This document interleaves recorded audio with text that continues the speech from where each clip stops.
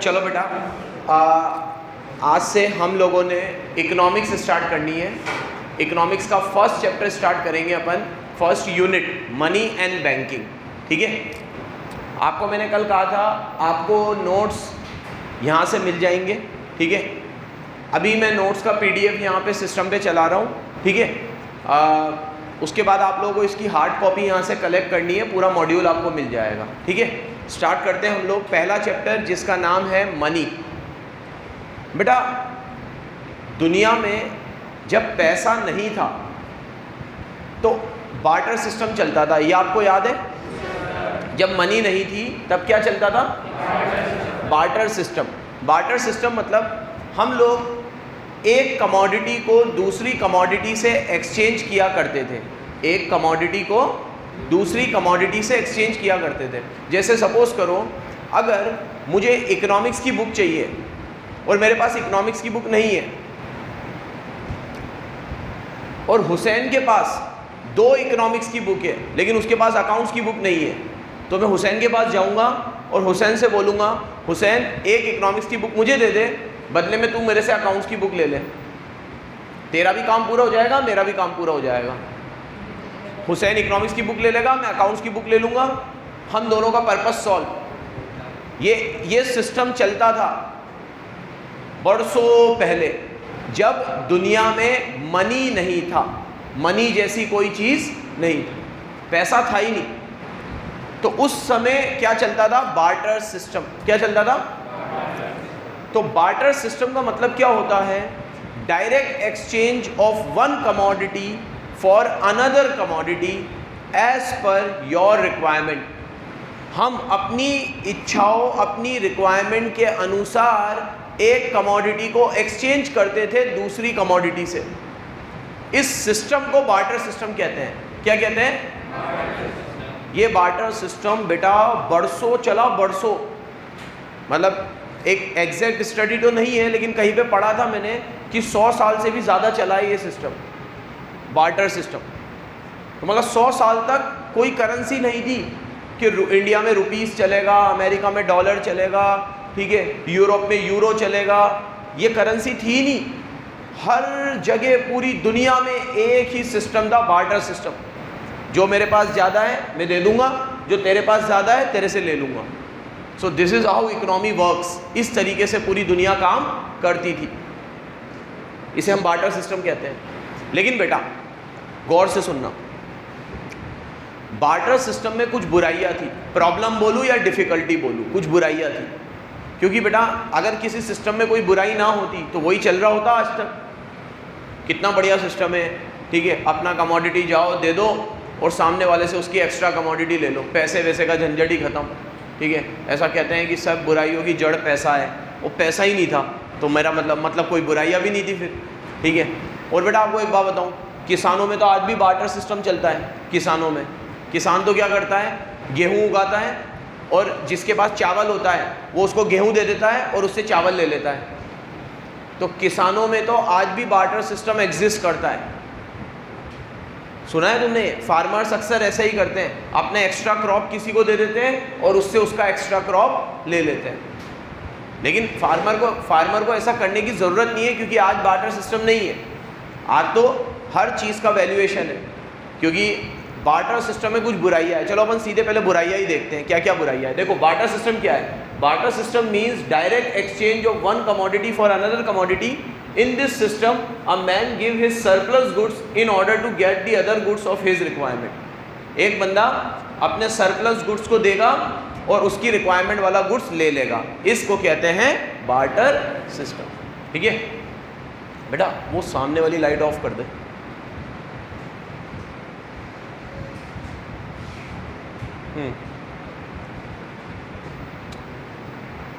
Barter system can does be treated as C2C economy. Barter system को C2C economy भी कहते थे। C2C, C मतलब कमोडिटी टू कमोडिटी। सर आप बार बार कमोडिटी वर्ड यूज़ कर रहे हो।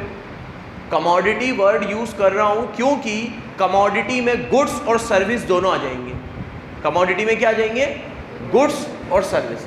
तो आप भी लिखने में गुड्स मत लिखना, कि बार्टर सिस्टम वो सिस्टम था जिसमें एक बंदा अपना गुड्स देता था और सामने वाले से गुड्स ले लेता था। गुड्स वर्ड यूज़ मत करना, क्योंकि बार्टर सिस्टम में हम गुड्स के साथ साथ सर्विस भी एक्सचेंज करते थे। क्या एक्सचेंज करते थे? सर्विस। गुड्स भी करते थे और सर्विस भी करते थे। जैसे आज मैं आपको सर्विस दे रहा हूँ, पढ़ाने की सर्विस, ठीक है, मैंने आपको सर्विस दी और आपसे आपकी सर्विस ले ली। अब आप तो बच्चे हो, आप क्या सर्विस दोगे? तो आपके फादर से ले ली, जो भी वो सर्विस देंगे। तो सर्विस से सर्विस भी एक्सचेंज होती थी। लेकिन मैंने क्या कहा, बार्टर सिस्टम में कुछ डिफ़िकल्टी थी, कुछ बुराइयाँ थी। तो आपको अब यहाँ से क्वेश्चन बनेगा, what are the difficulties of barter system. Barter system में क्या क्या बुराइयाँ थी, क्या क्या बुराइयाँ थी। मेरी बात गौर से सुनना बेटा, बोर्ड में दो तरीके से क्वेश्चन बनेगा इसका, या तो आप बुराइयाँ लिखो या फिर ऐसे बनेगा कि बार्टर सिस्टम में क्या क्या बुराइयाँ थी और मनी ने इसको कैसे सॉल्व किया। ठीक है, तो आपको अगर डिफ़िकल्टी समझ में आएगी तो आप ये भी समझा सकते हो कि मनी ने इसको कैसे रिजॉल्व किया। तो पहले डिफ़िकल्टी समझते हैं। क्या डिफ़िकल्टी? पहली डिफ़िकल्टी थी लैक ऑफ डबल कोइंसिडेंस। क्या डिफ़िकल्टी थी? Lack of double coincidence. इसका क्या मतलब है? ध्यान से सुनना, मेरी तरफ देखो। लैक ऑफ डबल कोइंसिडेंस, बेटा कई बार क्या होता था, बार्टर सिस्टम वहीं पे वर्क करेगा जहां पे दोनों लोग सेम थिंग और सेम सेंस में एग्री करें। कई बार ऐसा होता था कि मेरे पास जो एक्स्ट्रा गुड्स है वो मैं आपको देना तो चाहता हूं, लेकिन जो आपके पास एक्स्ट्रा गुड्स है मैं उसे लेना नहीं चाहता। जैसे मैं हुसैन के पास जब गया और मैंने हुसैन को कहा कि हुसैन तेरे पास 2 इकोनॉमिक्स की बुक है, तू मेरे को 1 इकोनॉमिक्स की बुक दे दे और मेरे से अकाउंट्स की ले ले। तो हुसैन ने कहा सर मैं तो आर्ट्स का स्टूडेंट हूँ, अकाउंट्स की बुक का क्या करूँगा? आपके पास ज्योग्राफी की बुक हो तो मुझे दो। मैं कहा यार ज्योग्राफी की बुक तो नहीं है। हाँ तो सर फिर आप मेरे किसी काम के नहीं हो। ठीक है, आपके मेरे पास 2 बुक है। आपने बिल्कुल सही सुना है कि मेरे पास 2 बुक है, मैं एक देना भी चाहता हूँ, लेकिन आप मुझे अकाउंट्स की बुक दोगे, मुझे अकाउंट्स की बुक नहीं चाहिए सर, मुझे तो ज्योग्राफी की बुक चाहिए क्योंकि मैं तो आर्ट्स का हूँ। तो हुसैन गया गगन के पास, क्योंकि गगन आर्ट्स का है। तो हुसैन ने गगन से बोला, गगन मेरे को ज्योग्राफी की बुक चाहिए, तेरे पास 2 ज्योग्राफी की बुक है, मेरे से इको की ले ले और ज्योग्राफी की दे दे। गगन ने कहा कि मेरे पास 2 ज्योग्राफी की बुक तो है, लेकिन मेरे को इको की बुक नहीं चाहिए, मेरे को मेरी छोटी बहन के लिए अकाउंट्स की बुक चाहिए। तो तू अकाउंट्स की बुक हो तो आ मेरे पास, नहीं तो हुसैन और गगन का भी नहीं हुआ। फिर गगन को किसी ने बताया कि मेरे पास अकाउंट्स की बुक है। तो गगन आया, शब्बीर सर आपके पास अकाउंट्स की बुक है, सर मेरे को अकाउंट्स की बुक दे दो और बदले में मेरे से बुक ले लो। तो मैं कहा ला दे। तो इसने कहा ये लो सर बुक। मैंने देखा भाई यार ये तो ज्योग्राफी है। मैं कहा मेरे को ज्योग्राफी की थोड़ी चाहिए, मेरे को तो इकोनॉमिक्स की बुक चाहिए। तो गगन ने कहा कि यार सर इकोनॉमिक्स की तो नहीं है, मेरे पास तो ज्योग्राफी है। यहाँ पे इस सिचुएशन को समझो, तीनों के पास एक्स्ट्रा बुक है, तीनों अपनी एक्स्ट्रा बुक देना भी चाहते हैं, लेकिन तीनों एक दूसरे की रिक्वायरमेंट को पूरा नहीं कर रहे। इसे कहते हैं लैक ऑफ डबल कोइंसिडेंस। क्या बोलते हैं? अगर हिंदी अनुवाद करूं तो लैक का मतलब तो किसी चीज़ की कमी होना, लैक का मतलब क्या है, और डबल मतलब 2, और कोइंसिडेंस वर्ड जो है ना, कोइंसिडेंस, तो कोइंसिडेंस का मतलब होता है इत्तेफाक। ठीक है, तो इसका हिंदी में मतलब निकालूं तो क्या निकल रहा है? Lack of double coincidence, 2 coincidence की कमी होना। यही निकला, 2 कोइंसिडेंस की कमी होना। ठीक है, तो इसका प्रॉपर मीनिंग क्या होगा कि 2 लोगों का आपस में एग्री करना पॉसिबल नहीं हो रहा। अब मैंने तो अभी जो एग्जांपल दिया, इतनी छोटी सी क्लास थी हमारी और कुछ चंद बच्चे हैं, उसमें से मुझे ढूंढना है, तो चलो मैं ढूंढ भी लूँगा।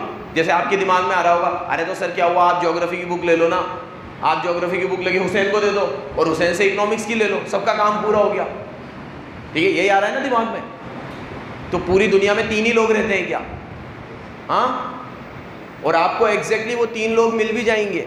ठीक है, मेरे को एग्जैक्टली गगन मिल गया ज्योग्राफी की बुक लेकर, और मुझे पता भी अब ये ज्योग्राफी की बुक हुसैन को चाहिए, और मैं हुसैन के पास जाके हुसैन को देके उससे इको की ले लूँगा। इतना आसान थोड़ी है।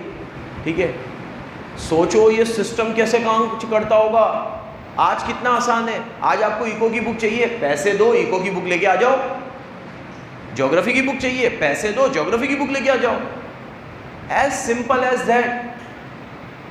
और पहले मैं अपनी रिक्वायरमेंट के बंदे को ढूंढूं, मान मिन्नत से मुझे वो मिल भी गया तो फिर उसको जो गुड्स चाहिए वो मैं ढूंढ के लाऊं, क्योंकि मुझे जो गुड्स चाहिए वो तो उसके पास है, लेकिन उसको जो गुड्स चाहिए वो मेरे पास नहीं है। तो कैसे मिलेगा भाई? इतनी बड़ी दुनिया में आप ऐसे बंदे को, ऐसे महापुरुष को कहाँ ढूंढोगे? So it's next to impossible. आज के सिनारियो में तो भैया मैं बस इसको पढ़ा सकता हूँ। अगर मुझे बोले कि 7 दिन आपको बार्टर सिस्टम वाली ज़िंदगी जीनी है, 7 घंटे भी नहीं जी सकते आप।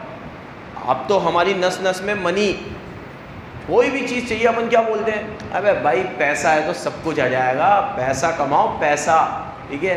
दुनिया की कौन सी चीज़ नहीं मिल सकती पैसे से?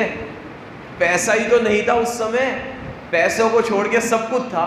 तो आपको जो चाहिए वो मिलेगा, पैसा फेंक तमाशा देख वो आज है, लेकिन पहले आपको जो चाहिए आपको अपना एक्स्ट्रा गुड्स देना पड़ेगा और उससे एक्स्ट्रा गुड्स लेना पड़ेगा। So this is how barter system work and this is the first difficulty of barter system.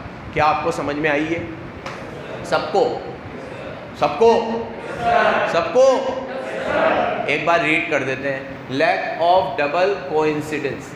Barter system can only work when both the persons are ready to exchange each other goods। जब दोनों लोग अपने अपने goods को exchange करने के लिए ready हो, ठीक है। But usually this type of double coincidence is rare. क्या है ये? Rare, specially in modern time because of increase in number of goods and increase in population. आज तो पॉपुलेशन भी इतनी ज़्यादा है और गुड्स भी, यार उस समय तो बार्टर सिस्टम है ना, गुड्स की वजह से भी चल जाता होगा क्योंकि लिमिटेड चीज़ें थी। आज जो चीज़ें हम देखते हैं 100 साल 200 साल पहले थी क्या हुआ? पहले इंसान को सिर्फ तंग ढकने जितना कपड़ा, ठीक है, वो कपड़ा भी नहीं था। एक ज़माने में तो पत्ते ही ओढ़ लेते थे और बस हमारी रिक्वायरमेंट एक ही चीज़ की होती थी, खाना, ठीक है। हम सब वो थे बियर गिल्स, किसी भी जंगल में छोड़ दो, बस हमें खाना चाहिए होता था। खाना खा के सुबह से शाम अपनी ज़िंदगी बितानी है, सुबह उठ के फिर उतना ही काम करना है कि बस खाना मिल जाए। तो पहले गुड्स भी इतने नहीं थे और पॉपुलेशन भी इतनी नहीं थी, तो हो सकता है हमारा बार्टर सिस्टम वर्क कर जाता हो, लेकिन आज तो वर्क नहीं कर सकते। पहली डिफ़िकल्टी क्या है बेटा? Double coincidence. ये सबको क्लियर है बेटा? सबको यही याद कर लेना है। घर पे बहुत बिजी हो तुम लोग, ठीक है, बहुत बिजी, सारे गेम वेम खेलने, ठीक है, शाम को IPL अलग आ जाता है, ठीक है, फिर अभी गर्मी है तो कूलर में पानी भी तुम्हें ही भरना पड़ता होगा, ठीक है। So it's very tough life, ठीक है। तो बहुत मुश्किल है भाई घर पे पढ़ना, यहीं पे पढ़ लेंगे अपन तो सारा, ठीक है। इसीलिए तो आ रहे हो तुम रिस्क लेकर भी, इसके मज़े लेने में भी अलग मज़े है। चलो अगली डिफ़िकल्टी, दूसरी डिफ़िकल्टी है लैक ऑफ डिविजिबिलिटी। कौन सी डिफ़िकल्टी है? Lack of divisibility. Lack of divisibility का मतलब है बेटा कि बार्टर सिस्टम वहीं पे काम करेगा जहाँ पे या तो दोनों का गुड्स डिविजिबल नेचर का हो या दोनों का गुड्स डिविजिबल नेचर का ना हो। अगर एक का प्रोडक्ट ऐसा है जो डिविजिबल नेचर का है, डिवाइड हो सकता है, और एक का प्रोडक्ट ऐसा है जो डिविजिबल नेचर का नहीं है, डिवाइड नहीं हो सकता, तो barter system will not work. Barter system काम कैसे सर? कैसे? देखो, अब इस बार मैं गया प्रथम के पास, ठीक है, मुझे कुछ चुनिंदा ही नाम याद हुए हैं अभी, तो उन्हीं के एग्जाम्पल चलेंगे, फिर जैसे ही सबके याद हो जाएंगे फिर सबके चलेंगे। तो मैं प्रथम के पास गया और मैंने प्रथम से बोला कि प्रथम मेरे को है ना 100 किलो गेहूँ चाहिए, साल भर चलाने हैं मुझे, तो 100 किलो गेहूँ चाहिए, तो मुझे हर महीने 8-8 किलो गेहूँ दे देना या 10-10 किलो गेहूँ दे देना, हर महीने मेरा काम चल जाएगा, 10 किलो गेहूँ। प्रथम ने कहा ठीक है सर, बदले में आपको क्या चाहिए? अरे बदले में आप क्या दोगे? मैंने कहा तू बता तेरे को क्या चीज़ चाहिए? इसने कहा सर मेरे को है ना मेरे बिज़नेस में मेरे को एक व्हीकल चाहिए, ठीक है। अब उस ज़माने में व्हीकल तो था नहीं, तो उस ज़माने तो घोड़े पे चलते थे, ठीक है, या खच्चर पे ले जाते थे सारा सामान, ठीक है। तो प्रथम ने कहा सर मेरे को घोड़ा चाहिए, घोड़ा, हॉर्स। तो मैंने कहा ठीक है हॉर्स ले ले, ठीक है। तो प्रथम ने कहा सर आप मुझे हॉर्स दे दो, मैं आपको 100 किलो गेहूँ दे दूंगा, हर महीने 10-10 किलो दे दूंगा, आप मुझे हॉर्स दे दो।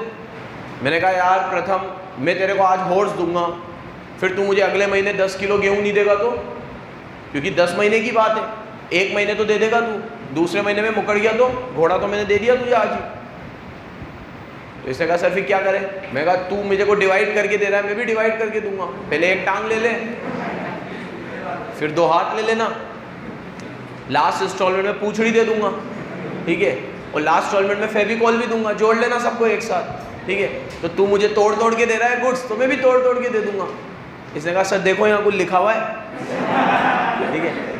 मैं कहा नहीं सर देना हो तो एक साथ दो, नहीं तो फिर, मैं कहा फिर तू भी मुझे एक साथ दे। इसने कहा ले लो ये लो 100 किलो गेहूँ। मैं कहा मैं क्या करूँगा, रखूँगा कहाँ इसको, एक साथ 100 किलो थोड़ी खाऊंगा, मेरे को तो 10-10 किलो चाहिए।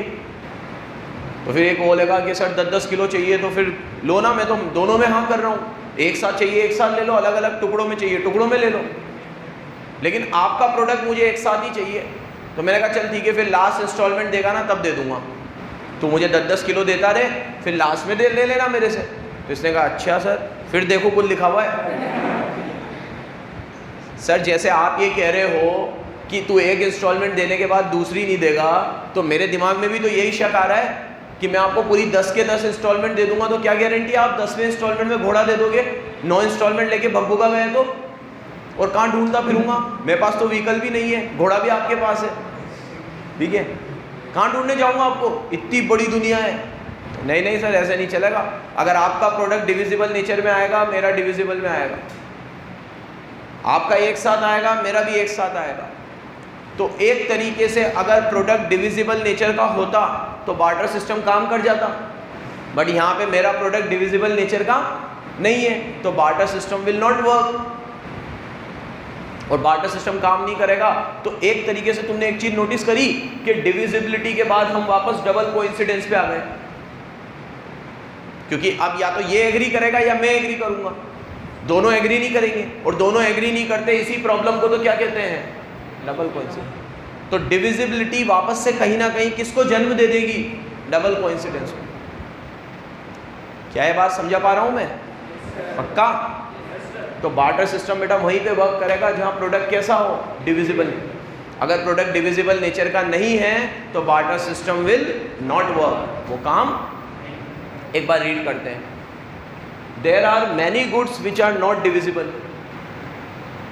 If somebody wants to exchange his horse, लो यहाँ पे भी घोड़ा ही लिया है मैंने, for his pair of shoes, अगर हम शूज के लिए क्या एक्सचेंज करना चाहते हैं, horse, then he has to divide his horse, आपको horse को क्या करना पड़ेगा, divide, which is not possible, जो possible, और या फिर आपको पूरा horse एक साथ देना पड़ेगा, और पूरा घोड़ा अगर मैं एक साथ दे रहा हूँ तो वो भी possible नहीं है, क्योंकि अगर मैं पूरा घोड़ा एक साथ दूंगा तो सामने वाला भी अपना प्रोडक्ट एक साथ देगा, और वो एक साथ देना नहीं चाहता, या फिर वो देना चाहता है लेकिन मैं लेना नहीं चाहता, मैं टुकड़ों में लेना चाहता हूँ।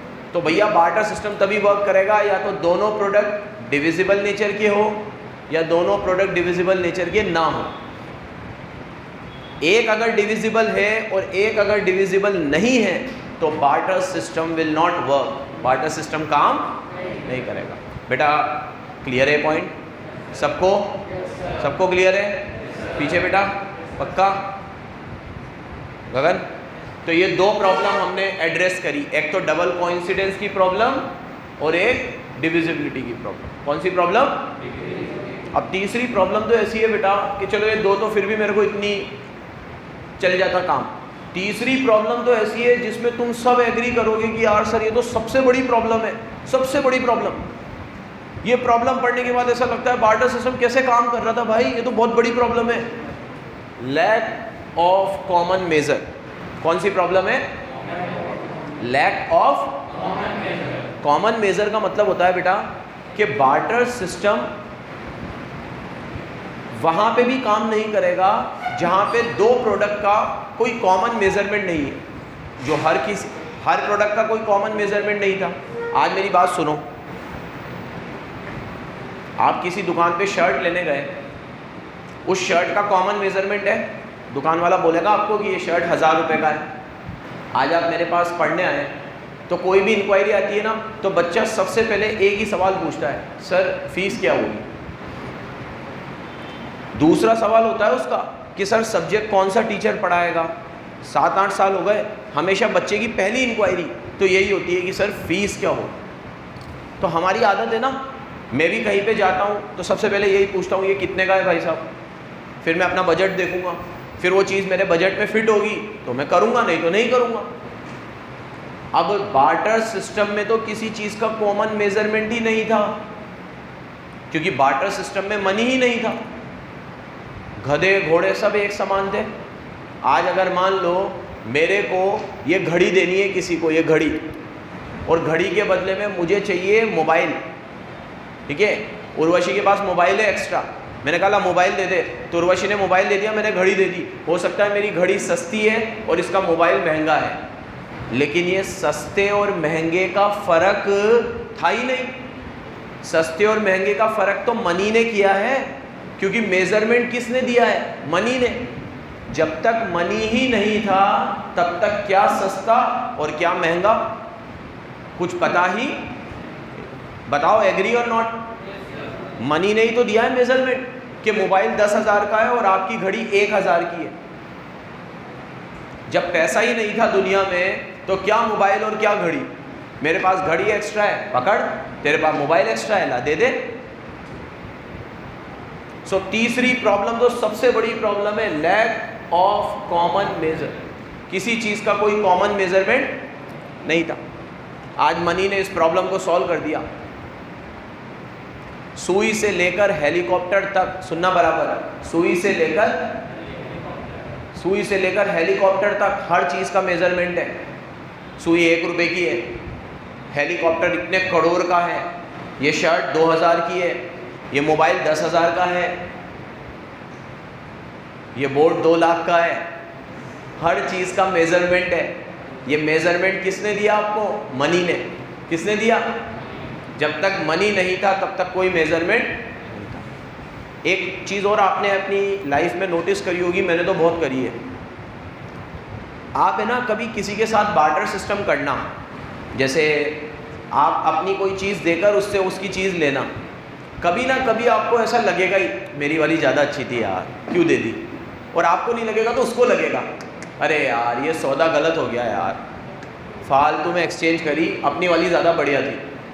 तो हम लोग क्या करते हैं, बार्टर सिस्टम में कभी ऐसा लगता ही है हमें कि या तो मेरी चीज़ अच्छी थी या उसकी चीज़ अच्छी थी। पैसों में कभी नहीं लगेगा, क्योंकि पैसों ने तो मेजरमेंट दे रखा है ना। आज जैसे मैंने अपनी एक्टिवा बेची किसी को 20,000 रुपये में, अब अगर कोई मेरे को आके बोल दे अबे यार तेरी एक्टिवा 20 में बेची, ये तो आराम से 25 में चल जाती, मैं बोलूँगा नहीं भाई, मैंने मार्केट में वैल्यू करवाई थी, 20 से ज़्यादा कोई नहीं दे रहा था, मैंने 20 में ही बेची है, सही है। तो आज आपको मेजरमेंट तो याद है ना कि आपकी चीज़ कितने की है, उसकी चीज़ कितने की है। जब तक बार्टर सिस्टम था तब तक तो कोई मेजरमेंट ही नहीं था। There is lack of common measure. क्या था? Lack of. समझ गए? इस प्रॉब्लम से एग्री करते हो? कितनी बड़ी प्रॉब्लम थी है। फिर अपनी लाइन को रिपीट करूँगा, गधे घोड़े सब एक समान थे। मेरे पास जो एक्स्ट्रा है तू ले ले, तेरे पास जो एक्स्ट्रा है मुझे दे दे। अब भाई या तो तेरी चीज़ महंगी होगी या मेरी चीज़ महंगी होगी। महंगे सस्ते का डिफरेंस तो वैनिश हो गया, ख़त्म हो गया, ख़त्म। क्या महंगा और क्या सस्ता, जो एक्स्ट्रा है वो दे दो, जो उसके पास एक्स्ट्रा है वो ले लो। देखो, different commodities are of different values, there is no common measure of value under barter system. Barter system में कोई कॉमन मेजरमेंट नहीं था। In this situation, it is very difficult to decide in what proportion two goods exchange. हमें ये decide ही नहीं हो पाता था कि हम कौन से प्रोडक्ट को कितने प्रोपोर्शन में एक्सचेंज करें। जैसे आज मैं किसानों की बात करूं, आज वो लोग गेहूं को चावल से एक्सचेंज करते हैं, तो जितनी मेरी समझ है, आटा 25 से 30 रुपये किलो के बीच में वेरी करता है। अच्छा से अच्छा ले लो आप, तो गेहूं 20 रुपये किलो मान लो आप, और आज मैं गेहूं दे रहा हूं और उससे चावल ले रहा हूं। आप अगर बासमती चावल का रेट पूछोगे तो 60 से 70 रुपये किलो जाएगा। तो आपने 20 रुपये किलो का गेहूँ दे दिया और 70 रुपये किलो का चावल ले लिया, और आपको लगा सब बढ़िया है। मैंने 1 किलो दिया, उसने भी 1 किलो दिया। अबे क्या 1 किलो, 1 किलो की, आपके 1 किलो की वैल्यू कम थी और उसके 1 किलो की वैल्यू। लेकिन ये चीज़ आज तो कर सकते हो आप क्योंकि मेजरमेंट है, लेकिन उस समय मेजरमेंट नहीं था। So there is lack of common measure, different commodities are of different value, there is no common measure of value. In this situation it is very difficult to decide in what proportion are the two goods are exchange. Further it is very difficult for a person to remember the exchange value. वो exchange value भी remember नहीं कर पाया था कि 2 के बदले में 1 देनी है, 3 के बदले में। जैसे आज अगर मान लो मैं 1 किलो गेहूँ देता हूँ आपको और आप मुझे 1 किलो चावल देते हो, तो अगर मैं गेहूँ और चावल का रेट डिसाइड कर लूँ, पहली बात तो रेट ही डिसाइड नहीं होगा बार्टर सिस्टम में, फिर भी मैं कर लूँ चलो कि चावल कितने का है 80 रुपये का और गेहूँ कितने का है 20 रुपये का, तो मेरे को 20 और 80 का रेशो बनाना पड़ेगा। तो 20 और 80 का रेशो आएगा 1:4। क्या आएगा? तो हर 1 किलो गेहूं के बदले में मुझे 4 किलो चावल मिलेंगे। क्या मिलेंगे? 1 किलो गेहूं, सॉरी उल्टा बोल गया मैं, 1 किलो चावल के बदले में मुझे 4 किलो गेहूं देने पड़ेंगे। क्या देने पड़ेंगे? 4 किलो गेहूं। अब ऐसे मेरा रेशो बन गया 1:4। अब मैं हर चीज़ में ऐसे रेशो बनाता रहूँ, गेहूं के बदले में चावल देना है तो 1:4, अब गेहूं के बदले में दाल देनी है तो 1:5। आज कितना आसान है, आज कितना आसान है। चावल चाहिए ना, हाँ 80 रुपये किलो है, ये ला 80 रुपये, ला चावल दे। दाल चाहिए, दाल 100 रुपये किलो है, ये ले 100 रुपये, ला। तो आज किसी चीज़ का कोई कॉमन मेजरमेंट सरकार तय कर देती है, हमें कुछ भी करने की ज़रूरत नहीं है, या फिर जो सेलर होता है वो तय कर देता है। बार्टर सिस्टम में तो हमें बार बार एक्सचेंज वैल्यू निकालनी पड़ेगी। ये प्रोडक्ट दूंगा तो उसका एक्सचेंज रेशो इतना, ये प्रोडक्ट दूंगा तो उसका एक्सचेंज रेशो इतना, और वो एक्सचेंज रेशो हमारे लिए याद कर पाना बहुत मुश्किल है। अंडरस्टैंड? ठीक है, समझ में आ रहा है बेटा? क्या पढ़ा रहा हूँ मैं तुम्हें? बार्टर सिस्टम की डिफिकल्टीज। क्या पढ़ा रहा हूँ? पहली प्रॉब्लम पढ़ाई डबल कोइंसिडेंस, दूसरी प्रॉब्लम पढ़ाई डिविजिबिलिटी, और तीसरी प्रॉब्लम पढ़ाई कॉमन मेजर। ठीक है, बाकी कल देखेंगे। काफ़ी है, उतना ही पढ़ेंगे जितना अंदर जाएगा और रिटेन कर पाओगे। ठीक है, धन्यवाद। अबे बंद करना जल्दी, जीबीओ में जाती है, जीबीओ में।